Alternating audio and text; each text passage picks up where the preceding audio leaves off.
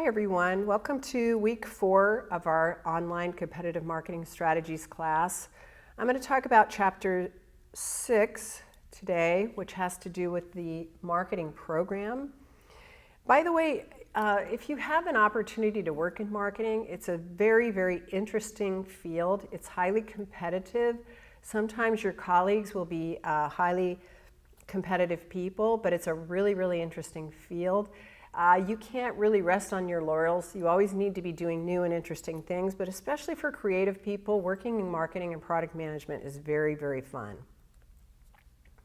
So we're going to talk about the marketing program, and essentially the chapter describes how the marketing program needs to look at the mix of the 4 Ps. And last week you went and looked at the video link for the Shark Tank class, and I asked you to look at how the people who were marketing and who were entrepreneurs of their new products, how they mixed up the 4 Ps in their presentations. So this chapter specifically really focuses on one particular area, and that is pricing. But of course, organizations need to look at, when they're marketing, who they are, what they do, and why they exist.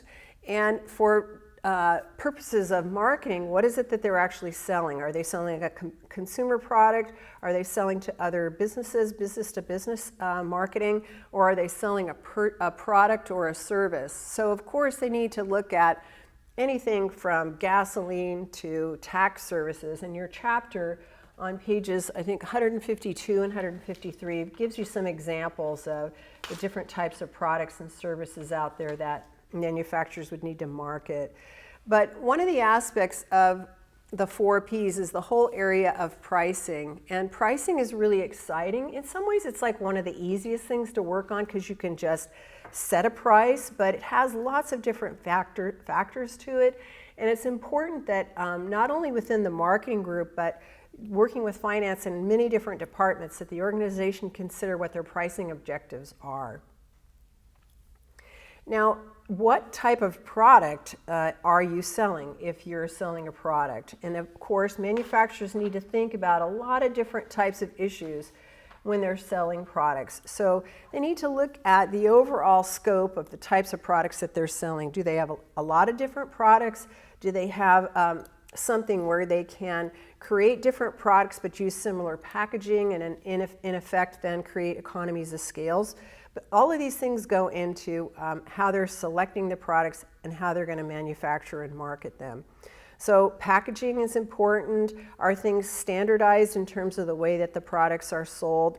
Because that would help in terms of how they price and how they how they're profitable. What kind of distribution factors do they have? Do they have certain efficiencies? And there are even classes that you can take on how companies create better economies of scale over different geographies. That's a whole different class, but you can look at things like what are the cultural differences across different countries, what are the agricultural things that might come into effect, what are the policies and government issues, what are the types of geographical concerns to get your product to different places around the world. So a lot of factors go into creating your products and then distributing them. But for instance, if we look at General Motors had a lot of different types of cars, and they recently came out with an announcement that they were going to shut down the manufacturing of certain types of cars and focus on others. And in fact, their electric cars, I think, are returning a lot of revenue to them, so they're going to look at ways to have a better, a smaller mix of cars, but to be able to focus and improve their electric cars that they sell. So what are the different types of components or objectives that organizations would need to figure out or think about if they're looking at pricing strategies and pricing objectives? First of all, of course, what are the types of costs that they have, and what's the overall demand for the product? So if you don't have high demand, you need to have really low costs, or you need to have a niche market that's going to pay a lot for a product if you're not manufacturing a lot of it.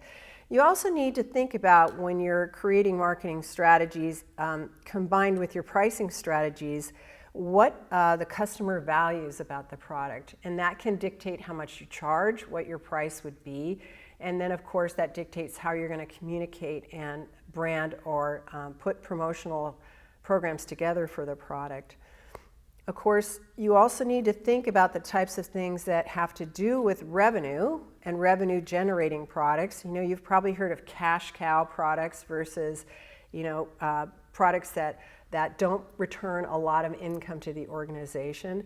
But then the types of things that come out a lot is there are myths about pricing that companies need to be careful of. And that is, if you've got a high demand, you think, well, maybe if we cut the price, customers would buy more and our demand would go even up, our revenues and our sales would go up even more. Or sometimes there's a myth in that you think if people are not purchasing your product, if you lower the price, a lot more people will purchase the product.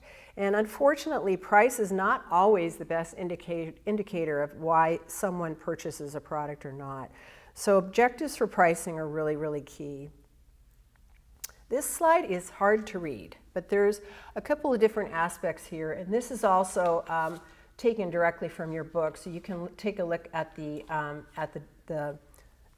chart in your book. But let's say you want to really be looking at a pricing objective that has to do with prestige pricing. So what do you think prestige pricing would relate to? Well, it might relate to some really high-end product that you have a celebrity figure touting. Maybe it's a type of purse, maybe it's a really expensive watch. And so your pricing strategies are going to be built around the values of the user who is buying this product.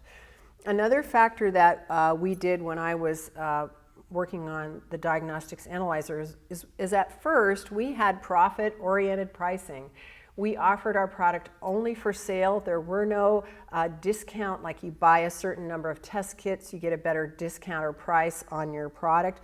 We only offered it for sale. It was a high price. We needed to recoup our R&D prices, and so at first we were looking at trying to get as much money out of any user that might be an early adopter but would be willing to pay for it because of their value of something that's new on the market. But there's all kinds of other different pricing possibilities. Maybe you price low because you want to your product is old in the life cycle. You just want to get a lot of people to continue to use it and cash it out as much as possible before the product dies. Now there's another factor that your textbook talks about that's called price elasticity. And it's not all that critical that you remember the word elasticity, but it has to do with customers being sensitive to any price changes that you would implement with respect to how much demand would happen for your product. So there are different types of scenarios and situations that might increase the customer's either resistance to buying the product because the price has changed too much, or maybe you might be doing some sort of psychological price change where you think the customer won't be resistant, they'll nab this price because they like the product at that particular pricing. So one of the examples is airline tickets, and you'll see that there would be different pricing for airline tickets based on geography. Maybe you've got a commuter group of people that are flying between Northern California and Southern California, so the product is priced a certain way. It may be that it's priced higher because people are paying for their tickets through their company. But let's say you've got a situation where you've got maybe a price on a ticket that has to do with trying to capture a certain geographical area. So maybe in the Southwest or in the Florida region, Southeast, a certain airline is trying to capture business in that area. I know over in Europe there are airliners that charge a very, very low price. It's almost as if you need to run to catch the plane and throw your bag in at the last minute. And if you've ever traveled over in Europe, you can get airline tickets that are really low, hopping from one country to the next. So some of the things that can change price sensitivity is if there really is no other alternative for this particular product. For instance, there's no substitute for what it is that you want to buy.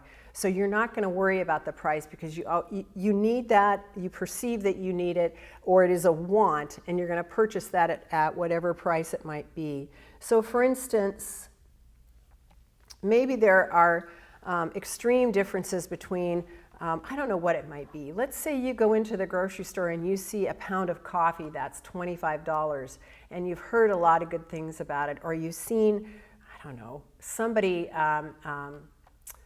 touting how great this product is. Maybe it's a movie star. You perceive that that has a higher value, so whatever high price that coffee dictates, you're going to purchase it. And I don't purchase coffee that way, but it could be that some people do. And we talked before about watches, we talked about other high ticket items. Some of those things, no matter how high the price is, the consumer's going to buy it no matter what, especially in a certain segment. So pricing, differentiations in pricing and differentiations primarily in terms of what the product is compared to the competitors, those things are all interrelated. So you want to make customers less sensitive to some of the issues around pricing because you've differentiated the product so well compared to a competitor. So, we think about Apple computers. People pay more money for those computers compared to other computers. We think about phones. People pay a lot of money for phones now compared to competitors when there are cheaper phones out there. But increased differentiation is going to reduce the number of substitutes. And I was just in a grocery store the other day looking at wine on the shelf, and there was wine on the shelves that was $75 for a bottle of wine. And I've spoken with people directly that say they love a particular brand, but I know that bottle of wine is at least minimum $75 to $100 a bottle. So is the wine really all that different? I'm not sure, but I think the company's probably done a very good job of trying to differentiate that wine and therefore price it in a higher price range. But a lot of times customers need to really be sold or marketed to so that they perceive that something's really different about the product. And we've already talked about watches or purses, or even maybe certain furniture is priced because people believe it's better. It's a better quality at a higher price. Now, I don't want to go into this too much more, but organizations can control the prices because they have certain capacity.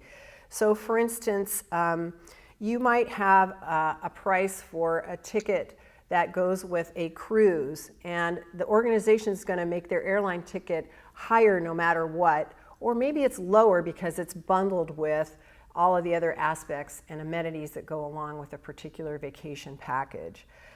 It could be that vacation pricing is better because you're going to have high numbers of people flying within a certain time period. Maybe it's spring break or Christmas break, etc.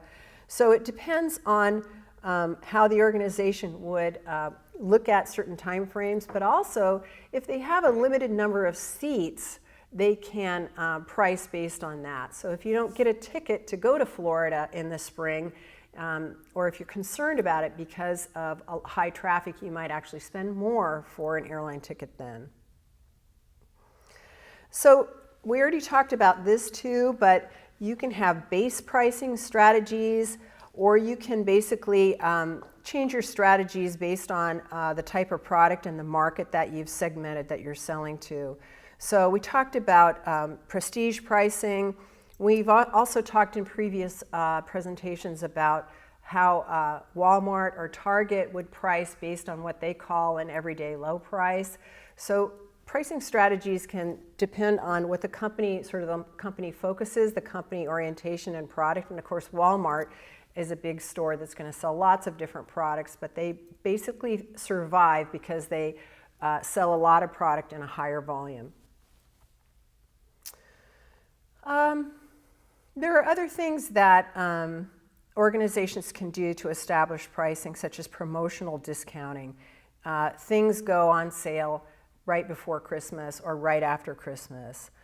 Things can also be bundled, basically, because, again, we talked about a vacation pricing, or they might be in conjunction with something else. Sometimes you'll get a discount on one particular component of a product so that the consumer is more likely to buy more of some other product that goes with it. Also, there are certain types of pricings that set at a level because everybody expects a hamburger to be a certain price. And when one of the fast food chains chains charges a higher price for their particular hamburger, they're going to need to appeal to the consumer with some kind of differentiation there. And I've noticed that, I don't know if it's McDonald's. Anybody go to McDonald's? I think they are trying to talk about having grass-fed beef in their hamburgers now. So it may be that those prices are a little bit higher. And the consumer notices that, but in some cases, because McDonald's has done a good job with knowing who their consumers are, they're willing to pay more. Now, another big aspect of trying to have your pricing be the best possible that it is, and or recoup the highest return, is the whole aspect of supply chain strategies. Now, when I was in marketing, I did not work with a lot of supply chain issues because we had different teams that came and made up our whole marketing team.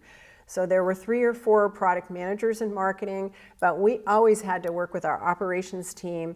And in that case, the supply chain function was under operations. So you, in fact, as a marketing person, may not be the expert on supply chain, but you're going to have an expert in your organization that's going to come and advise based on what it is that you need to do. And of course, you're going to have some history with your product, so the finance people are going to come and work with you if you're either creating a new product or you're refining and changing a product that you need to market slightly differently. So if you take a look at the types of things that are important to supply chain, to an organization, that supply chain brings is there's the ability all through the network of how you sell a product and how you get it out to the consumer or to the user with respect to technology, processes, communication, and reduced pricing and minimizing errors and problems all along the way that, of course, contributes to the best possible pricing factor. And then, it could be that you'll have strategic alliances, and some of you are supply chain experts, so I don't want to pretend that I'm an expert on this, but you'll have strategic alliances and you'll actually purchase a company or go into a relationship with them so that you can minimize your price differential and therefore be more competitive. Now, there's another whole aspect of the whole marketing program, and part of what you guys should be doing for your marketing plan is to take a look at the actual communications factors, marketing communications factors. And again, it's going to be dictated by what your objectives are for your marketing plan, for your goal, what your objectives are, which need to be quantifiable, the actual strategies, and how marketing communications aspects would be integrated into the plan. And marketing communications items are things like how often are you going to advertise? Where are you going to advertise? How frequently, and what are the costs of advertising? Any kind of tear sheets or promotional materials that your sales reps might use. Things online in terms of Instagram marketing strategies or Facebook ads or other things like that. So all of these things have to do with sales promotions. They have to do with marketing communications tactics that you would use. And in fact, there's a video on our course resources that goes into a lot more detail about integrated marketing communications strategies. And so I'm not going to talk in detail about that, but I would suggest that you go and watch that video. It's got a lot of good information in terms of how that particular aspect of the marketing program is important. And in marketing, one of the things that I loved the most was that part where you really can do things in a creative way to appeal to your users and advertise to them and get their attention with your products and your marketing communications mix, promotional mix. Now, the other thing is that what you want to be doing when you are in effect doing routine assignments in class is you want to be thinking about how the assignment applies to the company that you're doing your final marketing plan for. Because part of the reason why you do case studies and you do SWOT analyses and you do situational analyses, why you're reading an article about branding and picking a particular article that you think is interesting and what it describes and what it says about branding is that those types of things you can inform your final project in this class, how the different things we've done along the way can be used at the end. The other thing that I want to just make clear is that sometimes people are answering and doing the discussion threads, and they give great feedback. You guys are amazing, the types of things that you described about the brewery that we did a case on last week. But you want to make sure that you at least post 3 different days in the course of the week, and that's the way you're going to get the maximum credit for participating. So some of you I know are limited in time, but sometimes people will do 7 posts on one day. That's fine, but if you do that on Sunday, not too many people have seen your posts, and then therefore they're not informed by your brilliant ideas. So I would suggest you do it 3 different days if you can. Try to do the reading early, and then you're going to get maximum credit. Please send me an email if you have any questions. I try to get back to people right away, pwiggin@itu.edu. And if you have any suggestions, even something that you disagree with, I'm completely open to that. Please let me know, and I'd be glad to talk to you about it. Now, coming up is your midterm assignment. What you're going to do for the midterm is you're going to give a brief background of your organization and do a situational analysis, which includes all the different things we've talked about, what's happening with the customers, what's happening in the industry externally, and what's happening in the company itself.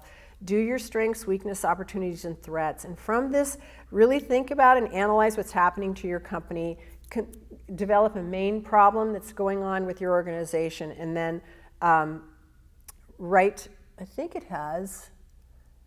some strategies. Maybe not. I forgot what the assignment's about. For sure, I know you're going to be doing the SWOT, and this could inform what it is that's happening with your organization. And I know that I want you to do a problem statement, because that's going to help you to create marketing strategies for your final project. At any rate, thanks very much. Make sure that if you can, get everybody on the team to work on the marketing project and the midterm SWOT, which is coming up pretty quickly. And again, let me know if you have any questions. Thanks for listening.